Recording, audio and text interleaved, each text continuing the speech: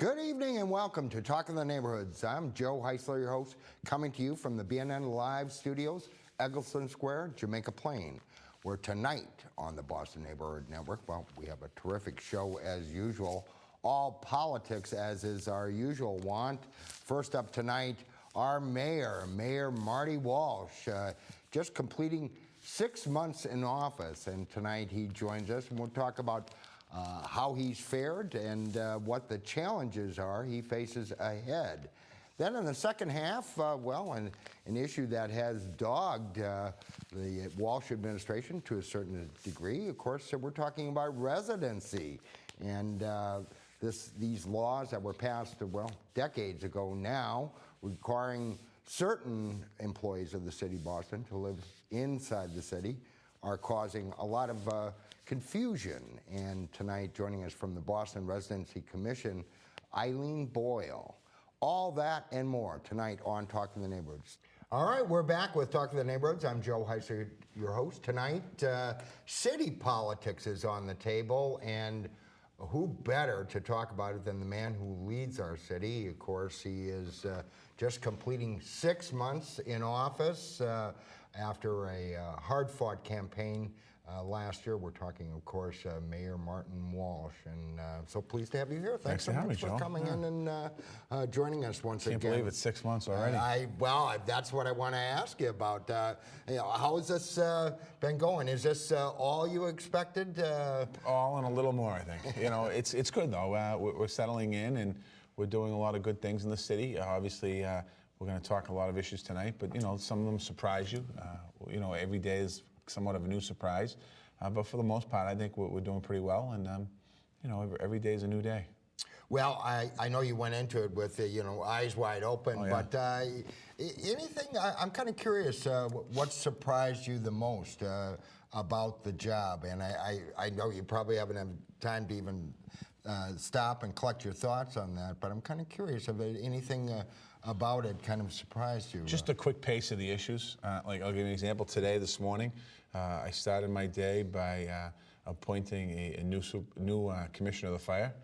My next meeting was about school buses, 7th and 8th graders on school buses, and my next meeting was about casinos. So three very different issues. At times controversial, at times non-controversial, and it's just the fast pace of it, and everybody wants to know immediately where I stand on a particular issue. So, that's the normal day. Maybe not 3 in a row like that. Well, I was going to say those are all three.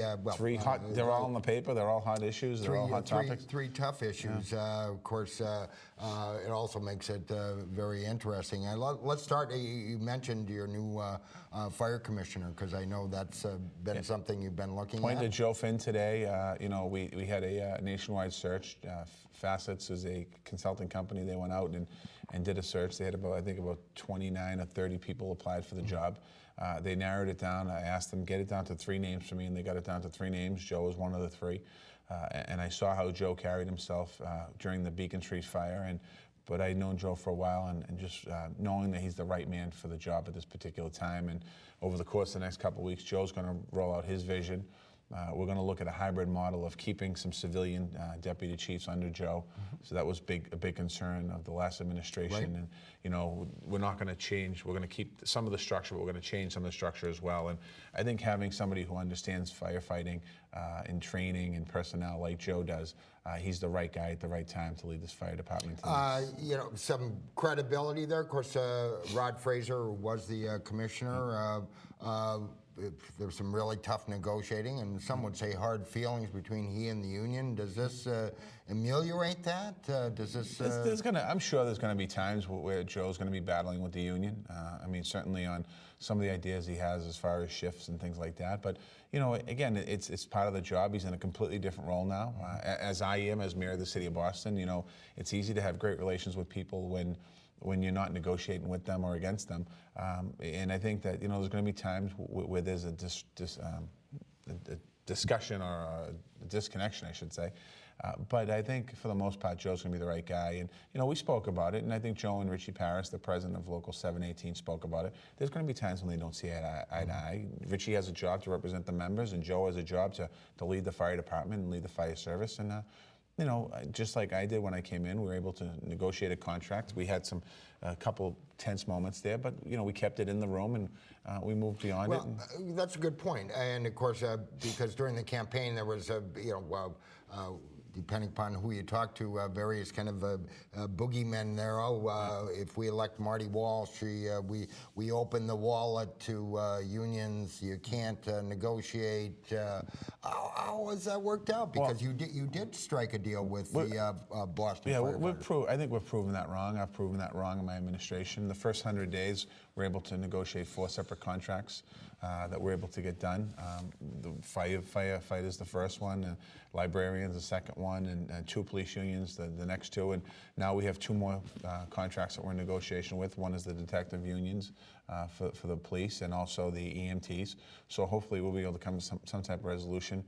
You know, it's not easy, and sometimes we have to be honest on both sides. And you know, I think sometimes the leadership of the union feels they can only give us so much, and certainly when you look at the bottom line, the city, there's only so much that's there for us as well. So, but I think when there's a mutual respect, you have that. And Joe Finn is somebody who has the respect of the rank and file members of the fire department, and he has the respect of the leadership of the union. And I think I have respect of the rank and file as well in the leadership of the union. I think we can move forward and do some great things. And a guy that can push forward with reforms, because of course many people from different quarters calling for reforms in the fire department. He spoke about it today. Some good, some... He spoke about it today. He mentioned reforms. He talked about the issue with lack of diversity in the fire department. This was out of Joe's mouth today, and you know, it was good to hear that he understands that we have some issues to deal with there. Also, when it comes to the financing of the fire department, making sure the equipment's up to speed.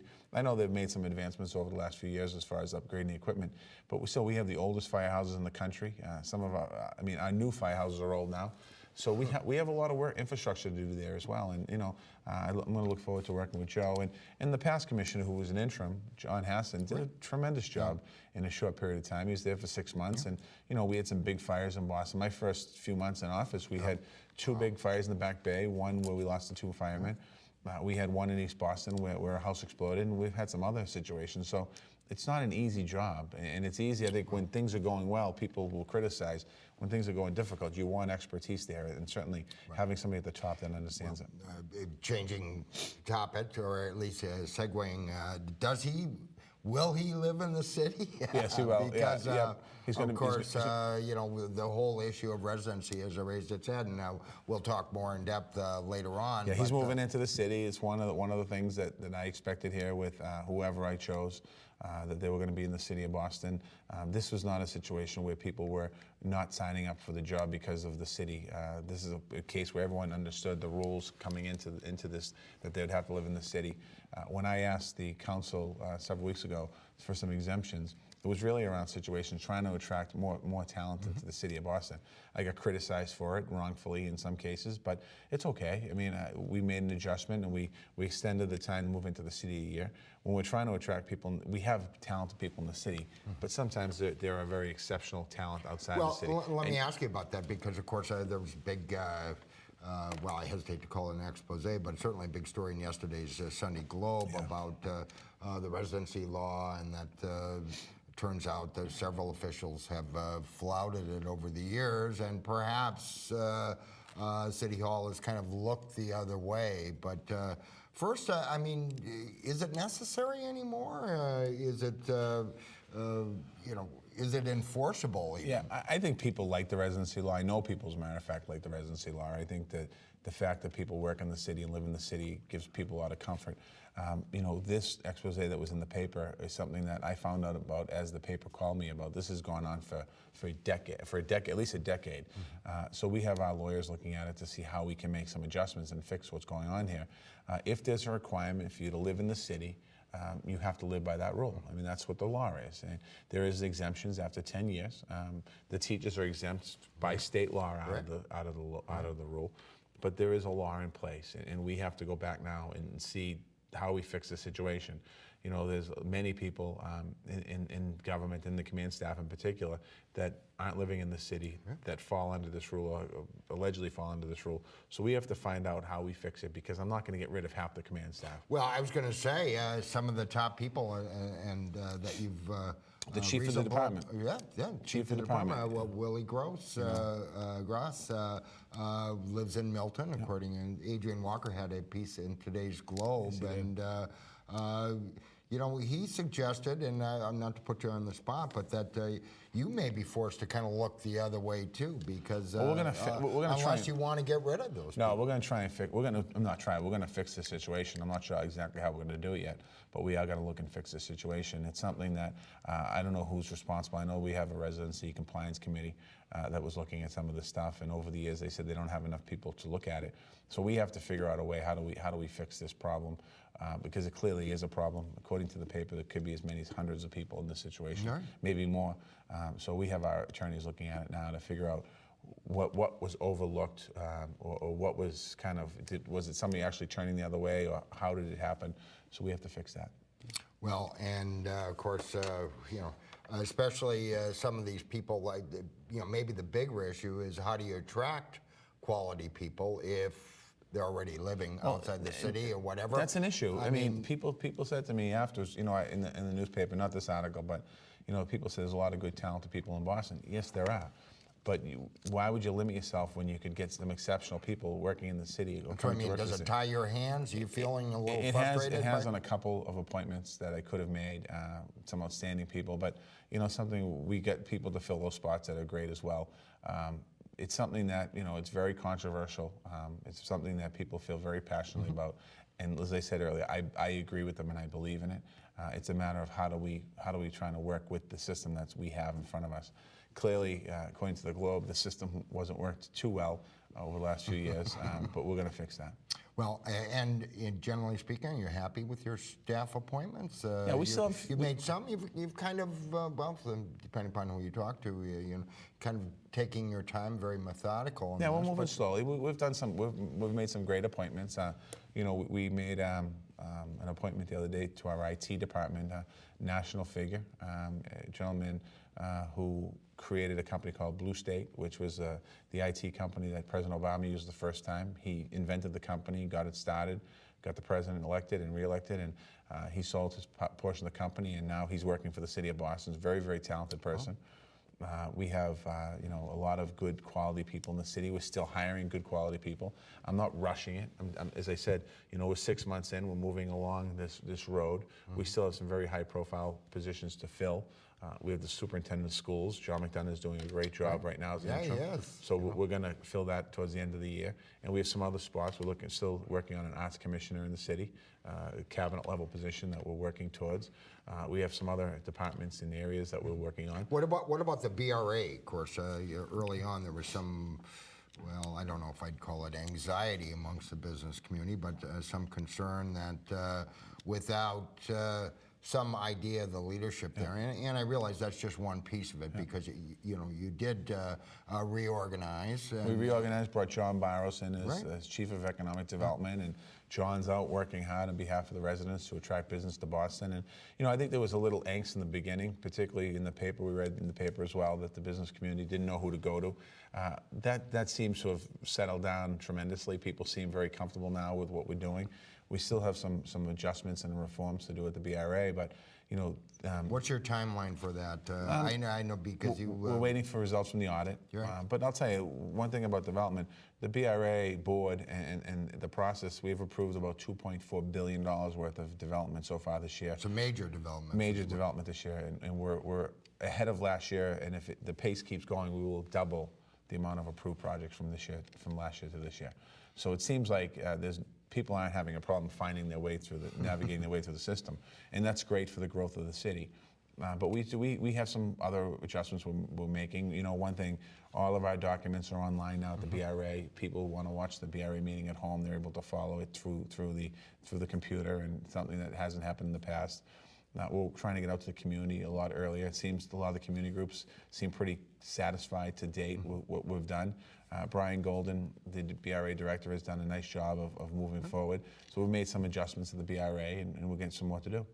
Well, it used to be, of course, nothing happened. No shovels went into the ground without the personal approval of the mayor, and a lot of symbolically speaking, genuflecting.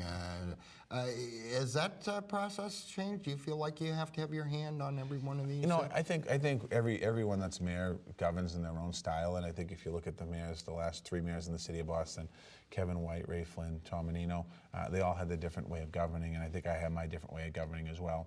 It's important for you to know, obviously, what's going on in the city because I'm the mayor of the city of Boston. But as I said earlier, I don't have to know every single aspect of a particular project, what the building's going to look like, as long as there's a very thorough community process and the community has say in what the building looks like. And fits into a scheme of what we should be looking for in Boston. That's the one thing I think in Boston we have to do a better job of coming up with what do we want to see over the course of the next 4 to 8 to 10 years in the city of Boston.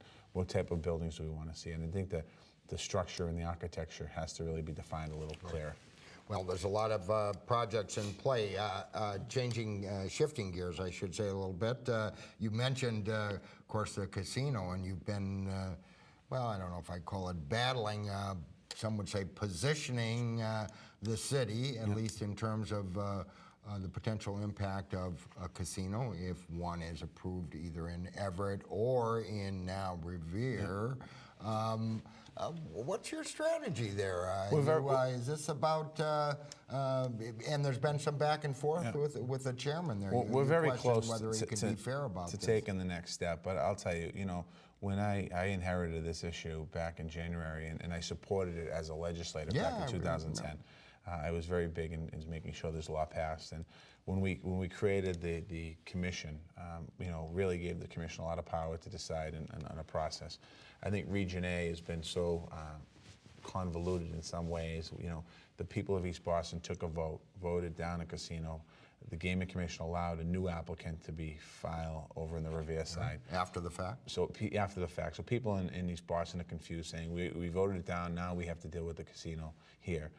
The Everett deal, there's a lot of questions around the land in Everett. There's a lot of questions around, is Boston a host, if not a host? So we went in front of the Gaming Commission and argued the fact that we were a host community.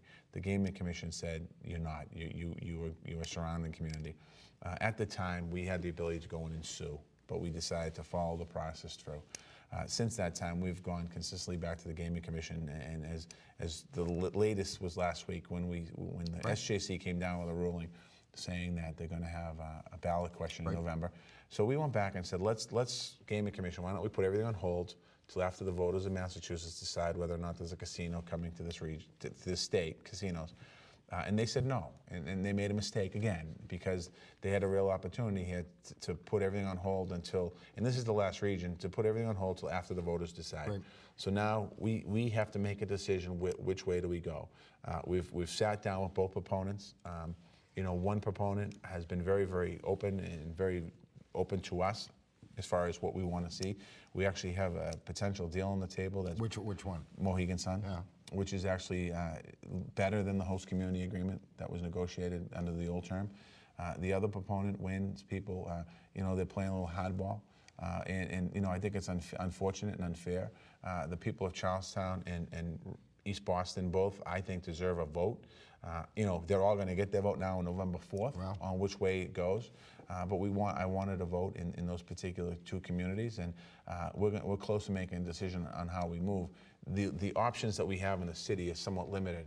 We could do lawsuit, but there's a risk of us getting nothing, ending up with a casino in this region with no benefits to the community at all. So we're really moving towards the final decision. And you questioned Steve Crosby, his ability to kind of remain neutral, unbiased, balanced. He stepped down in this region, which left us with 4 commissioners in this region. And again, the hope that process concerns me because we have 4 commissioners when we should have 5 commissioners in this region.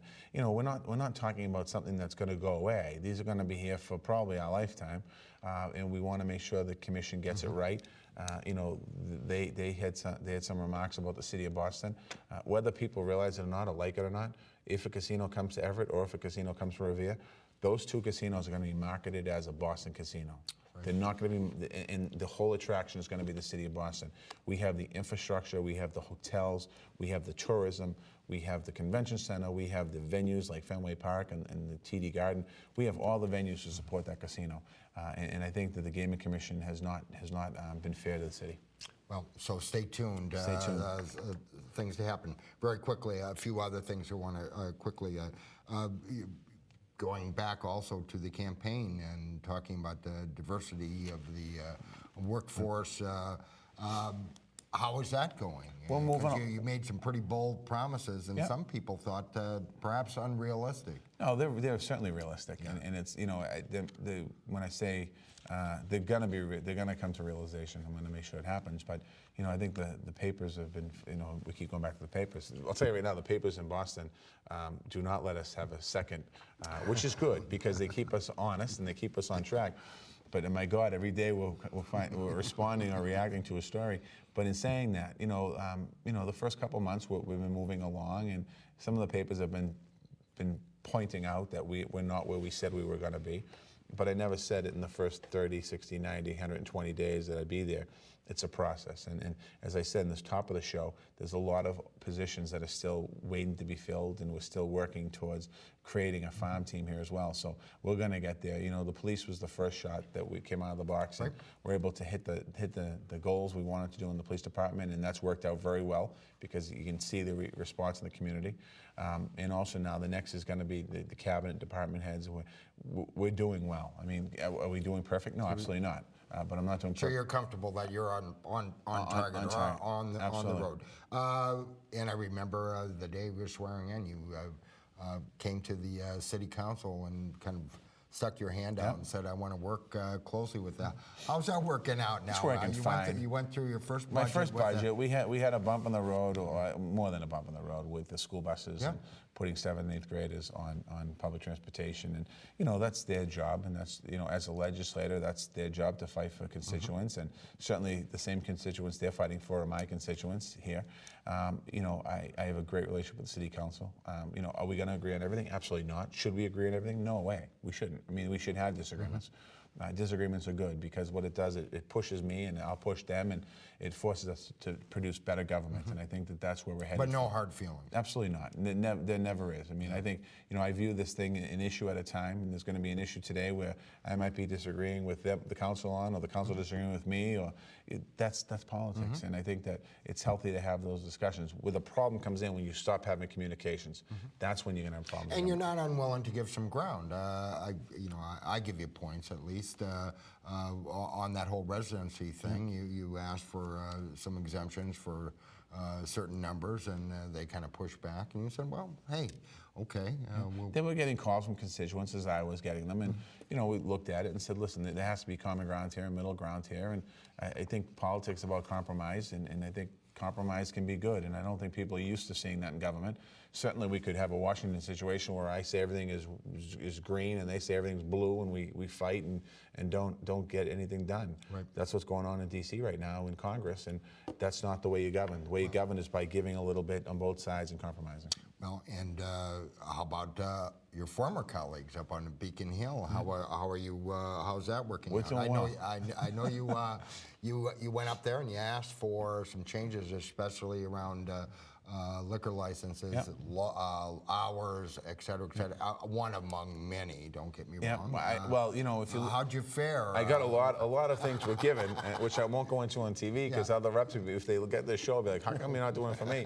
So I did pretty well in Beacon Hill. You know, the one area that we were looking for is a late night task force, opening of bars, and it didn't come out in the budget. However, we did get it in another piece of legislation, and I am meeting and working with the Boston delegation to talk to them about this potential happening.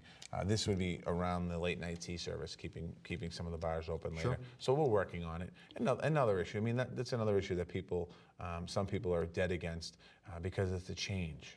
Right. People don't like change, and I think it's okay to change in Boston. You know, when the reason for doing it is looking to attract, keep talent in the city of Boston. And you know, one of the things that you hear a lot from young people that go to school here, when they graduate, they don't stay for a whole host of reasons, whether it's they can't afford to live here, or they think the nightlife isn't exciting enough. Now, I have no desire to be at a bar room being at 2 or 3 in the morning. I was going to say, what about your friends that are in recovery? But yeah, and some of those would say, "Hey, Marty, you shouldn't do anything that encourages." No, that's not true because you don't go into how do you places. reconcile You don't that? go into those places. I mean, it's not that I'm not promoting alcoholism. I'm promoting an opportunity for people to go out and have a good time.